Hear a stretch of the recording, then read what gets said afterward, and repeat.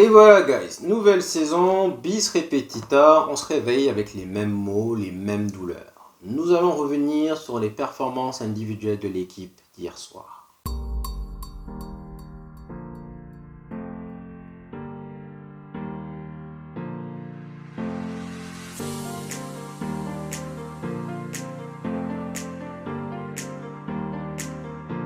Alors guys, nous allons commencer par la prestation de Casemiro. Il fut un temps, on l'avait surnommé le tonton. Le tonton. Première saison, il venait d'arriver, il venait de gagner 5 Ligues des Champions avec le Real. Il avait été phénoménal cette saison-là. Et je pense d'ailleurs ça a été le joueur le plus performant. Aujourd'hui, malheureusement, il n'est plus que l'ombre de lui-même. Alors oui, quand il s'agit de jouer contre des équipes qui ne pressent pas, on peut le voir faire des transversales, c'est pas mal. Mais dès qu'on affronte des équipes de première ligue, on voit tout de suite son niveau réel. Et je suis désolé, je sais que vous savez, que nous savons, qu'ils savent, que tout le monde sait qu'il ne doit certainement pas être titulaire. Tout le monde le sait. Tout le monde le sait. Sauf une personne. Ten Hag. Favoritisme, bonjour. Encore une fois. Sincèrement, guys, avons-nous réellement appris quelque chose de nouveau lors de cette tournée aux États-Unis? Non. Non. Moi, j'aurais aimé, sincèrement, voir Oyedele. C'est-à-dire vraiment voir Oyedele dans cette équipe première. Malheureusement pour Daniel Gore, c'est lui mon chouchou, mon favori. Malheureusement, il s'est fait une luxation à l'épaule, donc malheureusement pour lui, il était absent. Donc les cartes ont été redistribuées. J'aurais voulu voir Oyedele dans cette équipe. On connaît tous les performances, les prestations de Casemiro. Il n'y a pas de surprise. Mais on continue à insister. On continue. Tout le monde sait qu'il ne doit pas être titulaire. Pourtant, on sait tous, je sais, que vous savez, que nous savons, qu'ils savent, que tout le monde sait qu'il sera titulaire et contre City et contre Fulham. À moins qu'il parte, mais bon, ça encore, je ne pense certainement pas. Pourquoi? Guys, pourquoi? Dites-moi, pourquoi? On me dit il faut mettre les joueurs en valeur. Comment? Franchement, pourquoi? Moi, j'aurais voulu voir Oyedele dans cette équipe. Je pense qu'Oyedele, il n'a pas peur. Il propose des solutions, il n'a pas peur de la balle, il est assez agile techniquement, il fait des tacles quand il faut. Casemiro n'a pas les jambes. Et on sait tous que jouer avec Casemiro, c'est jeter dans la gueule de loup. On le sait. Sauf Ten Hag. Favoritisme, bonjour. Honnêtement, guys, je trouve que si on regarde le premier but, comment on l'a envoyé en Chine, mais on l'a envoyé au Brésil, on lui a dit allez, va voir Tinky Winky et Dipsy. On l'a fait un dribble, on l'a amené à Balaya. Et c'est avec lui qu'on va commencer la saison. On le sait qu'on a besoin de 6, les dirigeants le savent, Ten Hag le sait, mais on préfère se mentir la vérité. On préfère se dire que non, il va quelque part retrouver sa forme. Comment? Franchement, comment? Et là, j'attaque Casemiro. Vous savez que normalement, c'est un joueur que j'aime bien. Sauf que, moi, je ne suis pas nostalgique. Je ne vis pas dans le passé, moi. Le passé, il est passé F. Aujourd'hui, ce qui m'intéresse, c'est now, le présent et le futur. Le passé, il est passé. Pourquoi est-ce qu'on insiste encore avec Casemiro? Moi, franchement, j'aurais voulu voir Oyedele. Même si Daniel Gore était là, on sait tous que Casemiro allait jouer. Il joue et il n'apporte rien. Et là, il va jouer contre City. On va dire, oh ouais, il va faire un bon match sur 5, voire sur 6. On va dire, ouais, le tonton is back. Et après, il va nous la faire à l'envers encore. Favoritisme, bonjour. La deuxième prestation que je vais attaquer, c'est encore un de mes gars. Amad Diallo. J'ai trouvé qu'il a été mauvais hier. Très mauvais. Je trouvais que les décisions n'étaient pas les bonnes. Il n'était pas dans le bon tempo. Il forçait les choses. À un moment donné, il arrive, il revient, il frappe. Pourquoi? Il jouait contre nature. Ça, non. Et quand on revient sur sa conférence de presse, quand il nous dit « le coach me demande de marquer », j'espère sincèrement que lui aussi ne va pas venir nous dire que maintenant, voilà, je vais frapper, bam, bam, bam, et je vais arrêter d'être altruiste. Pourquoi est-ce que jusqu'à maintenant, j'ai salué tes prestations? Parce que je voyais quelqu'un qui n'était pas égoïste. Contrairement aux autres, je voyais quelqu'un qui lâchait la balle quand il le faut. Mais hier, à 2-3 reprises, j'ai trouvé plutôt égoïste. J'ai trouvé qu'il a pris la mauvaise décision et j'ai pas aimé. Je le dis, hein, j'ai pas peur de tacler. Moi, je suis pas... En fait, il faut comprendre une chose. Moi, je l'ai dit et je le répète, je ne suis pas FC joueur. Je m'en fous de chacun d'entre eux. Sincèrement, je vous le dis. Je m'en fous de chacun d'entre eux. Il y en a que j'aime bien, mais non. Mais quand il s'agit de les boom, je vais pas attarder, je vais les boom. J'en ai. Franchement, je suis pas FC joueur. Je vais venir dire j'aime Bruno, j'aime personne. Moi j'aime Manchester United. Tu es bon, ok. Tu n'es pas bon, tu dégages. C'est bon, c'est tout. Donc, et là, franchement, la prestation d'Amad Diallo, j'ai pas aimé du tout. Je suis venu plusieurs fois vous vanter ses capacités. Le match d'hier, il était pas bon. Alors, j'espère sincèrement que c'était un match à oublier, que voilà, peut-être que c'est la fatigue. Ok, on va peut-être mettre ça sur le compte de la fatigue. D'accord. Mais sincèrement, au-delà de la prestation, les prises de décision n'étaient pas les bonnes. Donc j'espère que maintenant il ne va pas venir nous dire aujourd'hui, voilà, je vais aller marquer, il faut que je marque coûte que coûte, on est en train de voir en moi un nouveau joueur. Non. Non, non, non et non. Ensuite, troisième joueur, que j'aime bien encore, Mason Mount. Alors, j'ai regardé, parce que sincèrement, sur le coup, j'avais pas vu les deux actions. Les deux actions qu'il a eues. La première, il doit la croiser. Ça, c'est de la technique. Franchement, je sais pas, croiser comme ça, là, je pense que Rashford peut la mettre. En termes de but comme ça. Je ne pense pas que Rasmus puisse la mettre. Parce que l'angle, il était quand même excentré. Est-ce que Rasmus peut la mettre? Je ne pense pas. De là où il est, à moins qu'il avance peut-être pour arrondir son angle, je ne pense pas que Rasmus la mette. Je ne pense pas que Bruno la mette. Je ne pense pas. Peut-être Amad peut la mettre et Rashford. Sancho, je ne pense pas non plus. Sancho, il ne faut pas fort généralement. Donc oui, première action. Deuxième action, il arrive, le gardien sort rapidement. Vous voyez, encore une fois, c'est là où je vais souligner l'altruisme, le coaching. Parce qu'il arrive, l'angle est fermé, le gardien est déjà sorti. Mais, à sa droite, il y a un autre joueur. Je ne sais pas si c'est Bissaka ou Amad, il y a un autre joueur qui court, glisse la balle. Si ça c'était une équipe de Guardiola ou même d'Arteta, ils allaient glisser la balle. But, cage vide. Solani. Mais encore une fois, on tire. Donc ça, je suis désolé, ça, vous êtes beau me dire qu'on n'a pas les ingrédients, ça c'est du coaching. Ça c'est du coaching, ce n'est pas compliqué. Tu es là, quand le gardien arrive vers toi et que l'angle se rétrécit, fais la passe. Il y a quelqu'un là-bas. Lève la tête. Ou alors, avant de te précipiter, calm down. Regarde autour de toi, gauche, droite. S'il n'y a personne là, tu frappes. Mais dans le cas contraire, non. Mais il y a quelqu'un. Si tu fais la passe, il te la met cage vide. Tu mets un bébé qui est en train de... qui est sur quatre pattes, il te la met avec sa tête. Cage vide, Solani. Donc la deuxième action de Mount, je me dis qu'en fait, je ne peux pas l'en vouloir parce que sur la frappe, je ne pense pas que beaucoup puissent la marquer.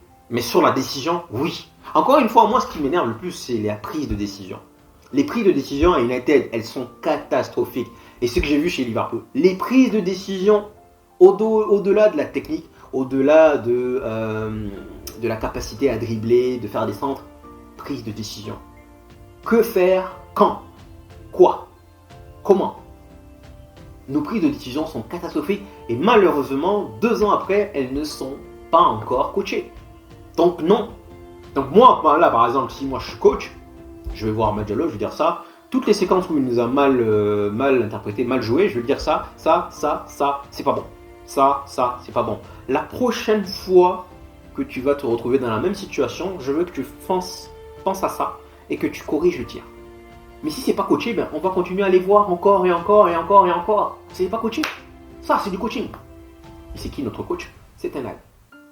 Qu'on le veuille ou non, ça c'est sa responsabilité, mais ça fait 2 ans que ça n'est pas corrigé. Ça c'est du coaching. Ensuite, je vais revenir sur Onana bien sûr. Favoritisme, bonjour. Onana, je l'ai dit dans le live hier, je trouve que maintenant on a eu de l'arrogance, maintenant c'est de la complaisance.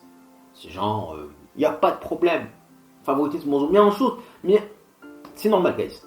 C'est totalement normal. Quand il n'y a pas une concurrence saine, tu te dis que quoi qu'il arrive, il n'y a pas de problème. Pourquoi je vais hausser mon niveau? Non, mais sincèrement, partout c'est pareil. Partout c'est pareil. Si vous savez que vous êtes le titulaire et que vous n'avez pas des objectifs à vouloir être le meilleur, c'est là où je salue quand même la mentalité de Cristiano Ronaldo. Mindset. Si vous n'avez pas cette mentalité, vous allez vous reposer sur vos acquis. Et je trouve qu'aujourd'hui, où on en a, moi, c'est pas le fait qu'il prend beaucoup de buts. Bon, ça, c'est un autre débat. La défense, elle est naze. Ça, c'est un autre débat. C'est le fait que derrière, il te la met dehors et il corrige rien. Tous les matchs où il a joué, pendant la pré-saison, c'était pareil. C'était pareil. C'est... Et là, je sais, encore une fois, que vous savez, que nous savons, qu'ils savent, que tout le monde sait, que il va être titulaire tous les matchs. Il le sait. Donc oui, ça c'est de la complaisance. Ces gens, bon ben, il n'y a pas de... On a longtemps souligné les qualités de Luke Shaw. Quand il a le feu aux fesses, il hausse son niveau. Quand il sait qu'il n'y a personne, il est tranquillement dans son canapé, il n'y a pas de problème. Favoritisme, on joue. Ensuite, Bissaka. Guys, avions-nous sincèrement un Bissaka concerné? J'avais l'impression que non. J'avais l'impression qu'en fait, il s'en foutait. Il était là, ok, il me fait jouer, mais ok. Qui fait ça? Qui fait ça? Qu'est-ce que nous devons apprendre sur un Bissaka, sincèrement? Qu'il joue ou pas, s'il est en train de partir, ça nous sert à quoi, nous, supporters mancuniens? Peut-être que les supporters de West Ham l'ont regardé, l'ont observé, ont découvert quelques qualités, ont découvert quelques défauts qu'il a, mais nous, ça nous arrange à quoi? Favoritisme. Bonjour. Encore une fois. Et en plus, c'est le joueur qui ne doit pas se blesser, celui qu'on fait jouer 80 minutes. Non, Ten Hag, c'est un génie, guys. Franchement. Aujourd'hui, sur cet aspect-là, il n'y a aucun argument. Aucun. Tout pro Ten Hag, là, il n'y a aucun argument. Aucun. Il n'y a pas moyen de le défendre. On ne peut pas le défendre sur ça. C'est pas possible. Impossible. Impossible.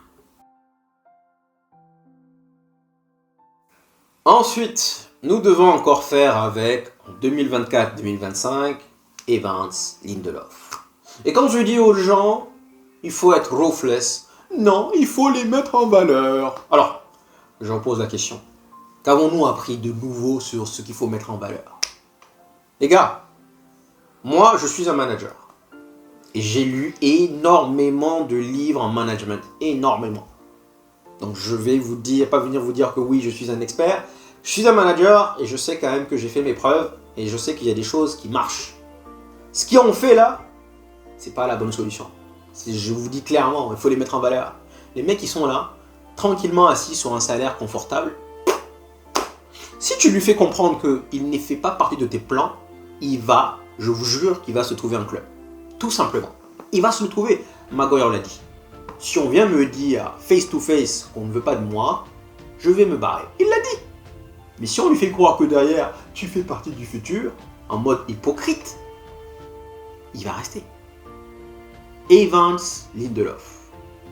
En fait, je ne sais même pas si on peut... Voilà. Pour moi, Evans, dans les trois, pour moi, Evans c'est le meilleur. Hein. C'est ça qui est le plus bizarre. C'est le plus vieux, mais pour moi, Evans c'est le meilleur. Après, je mettrai Lindelof, après, je mettrai Maguire. Maguire, apparemment, n'a pas joué pour précaution. Donc, il a pris un coup. Donc, les gens me disent, l'année dernière, ouais, Varane, il se blesse beaucoup. Ok. Et Maguire, là. Maguire, il se blesse pas beaucoup. L'année dernière, je vous ai montré par A plus B que Varane, malgré ses blessures, il avait joué plus de matchs que Maguire. Aujourd'hui, Varane, là, il est parti en Italie. Il a un salaire de 120, un truc comme ça.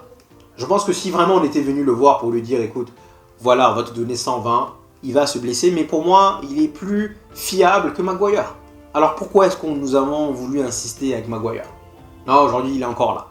Evans est encore là. Lindelof est encore là. Hamas, je vous ai dit dans le live, pour moi, ça a été le meilleur joueur. Après, bien sûr, il y a eu des moments d'égarement, encore une fois, mais je pense qu'il a fait quand même peur à Salah 2-3 fois. 2-3 fois, nous, on avait des défenseurs qui t'ont entouré parce qu'ils sont tellement lents. C'est lui qui vient récupérer le ballon. 2-3 fois, hein. Man of the match pour moi. Man of the match.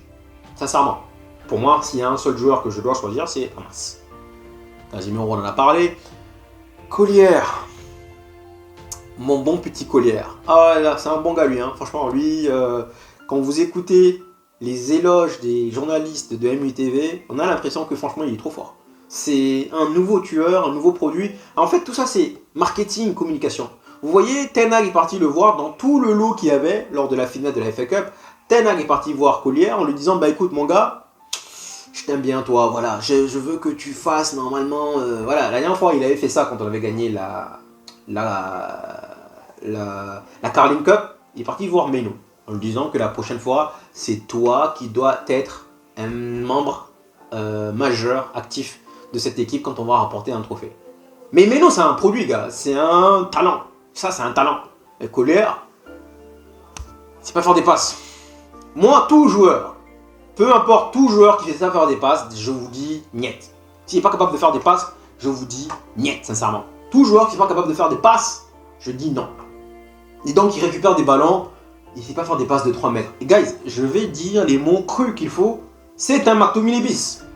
Donc, peut-être que là, McTominay va partir, mais comment on essaie de nous le vendre? Lui, là, on va vouloir nous le coller encore. Franchement, j'ai envie de dire non. J'ai envie de dire non. Prochain joueur, Marcus Rashford. Sincèrement, guys, vous le savez, d'habitude, je tape beaucoup sur lui. Mais là, honnêtement, ce que j'ai vu les 2 derniers matchs, j'ai envie de dire merci. Il est beaucoup plus altruiste, beaucoup plus énergétique. Il est moins à l'arrêt, là, vous voyez, à ralentir le jeu. Rashford, il m'exaspérait. Mais là, honnêtement, j'aime bien. L'action où il récupère la balle, il se retourne rapidement et il frappe, si ça rentre, c'est masterclass. Honnêtement, il est beaucoup plus vif. Je trouve que peut-être qu'il s'est enfin remis en question. Peut-être. Franchement, je salue sa prestation. C'est pas extraordinaire, encore une fois, mais je trouve que c'est l'un des rares qui s'est démarqué. Je pense que si je dois noter les joueurs, je vais donner 6,50 à Hamas, je vais donner 6 à Rashford, et tout le reste, ils ont en dessous de 5. Tout le reste en dessous de 5. Des 3, oui, tout le reste. Amad Diallo, Onana, Mount, tout le reste en dessous de 5. Donc voici les 2 joueurs pour moi qui sont démarqués. Et donc voici mon pronostic sur Rashford cette saison. Je pense qu'il va marquer quelques buts, mais je pense surtout qu'il va élever son nombre de passes décisives. Il aura plus de passes décisives cette saison que les années précédentes. Voici mon pronostic sur Rashford cette saison. Ensuite, pour Jadon Sancho, j'ai trouvé moyen encore une fois. Franchement, voilà. Après, on l'a remis à gauche. Mais le problème, c'est que vous voyez, encore une fois, on parle de shape de l'équipe. On parle de coaching de l'équipe. Quand un joueur est en train de faire une accélération, il arrive, il prend 2 joueurs. Parce que vraiment, il fixe des joueurs. Le problème, c'est qu'il n'y a pas de déplacement, il n'y a pas de mouvement autour de lui. Du coup, normalement, c'est comme au handball. Moi, j'arrive, je prends la balle, je vais fixer l'intervalle entre 2 joueurs. Ça veut dire que je vais préoccuper 2 joueurs. À la dernière minute, je lâche la balle.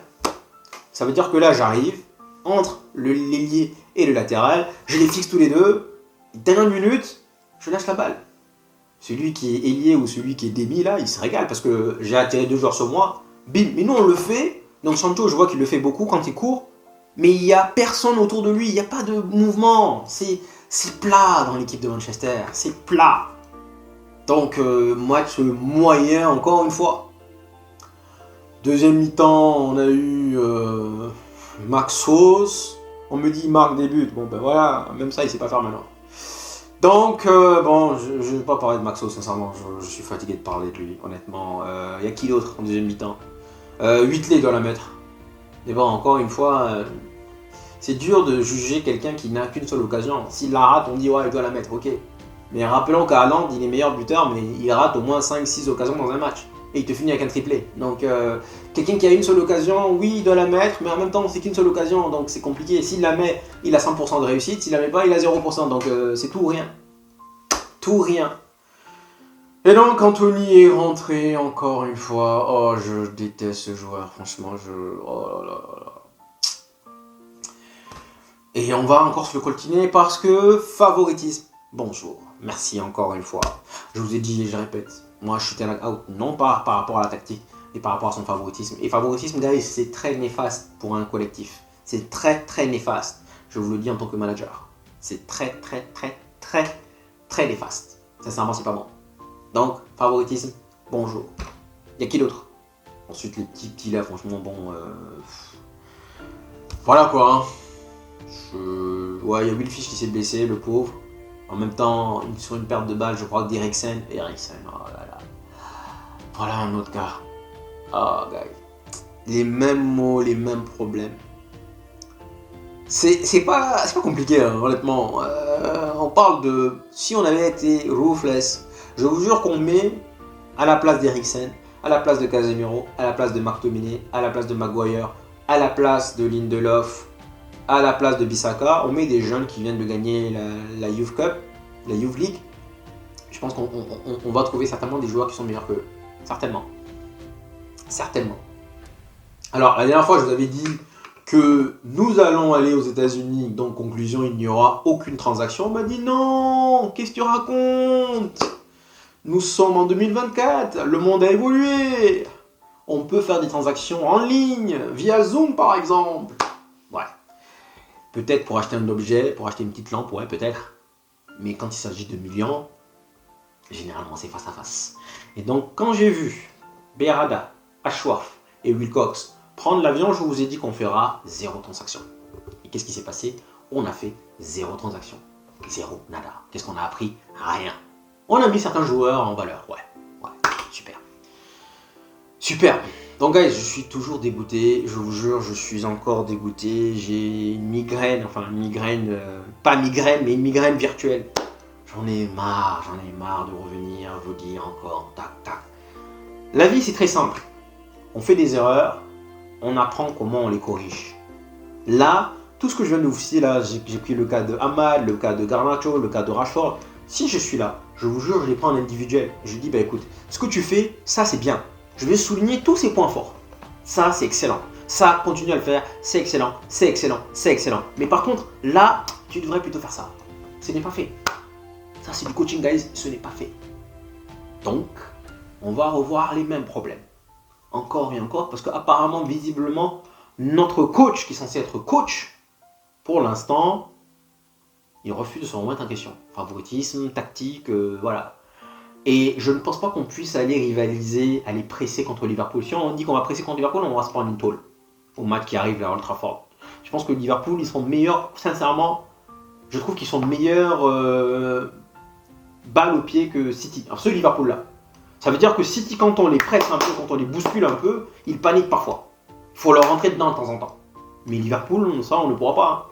Leur calme, leur sang-froid, c'est ruthless. Oh, guys, je suis dégoûté, je vous jure. Bon, merci d'être venu jusqu'ici.